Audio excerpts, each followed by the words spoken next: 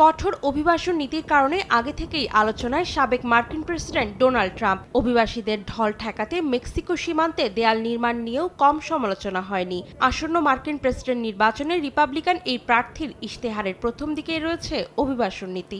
যুক্তরাষ্ট্রের ভাগ্যে পরবর্তী প্রেসিডেন্ট ট্রাম্পের নাম থাকলে অনেক অবৈধ অভিবাসীর জন্যই বাজতে পারে বিদায় ঘণ্টা। বিভিন্ন নির্বাচনী প্রচারণায় সাবেক এই প্রেসিডেন্ট এমন ইঙ্গিতই দেন।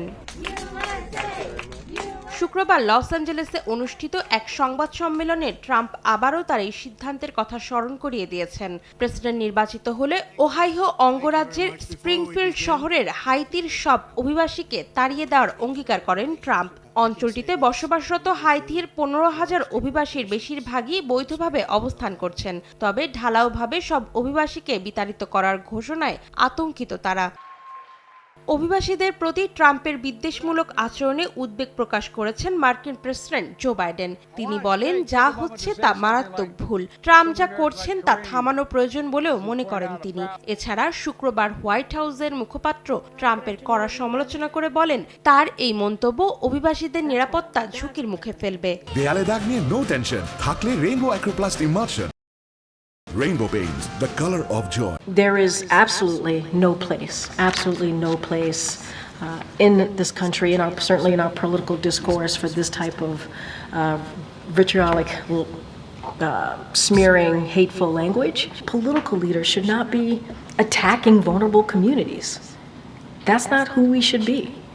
মার্কিন গণমাধ্যম এবিসি নিউজ বলছে, টানা দ্বিতীয় দিনের মতো অজ্ঞাতনামা ব্যক্তি স্প্রিংফিল্ডে বোমা হামলার হুমকি দেয়, যে কারণে শহরটিতে আতঙ্ক ছড়িয়ে পড়ে।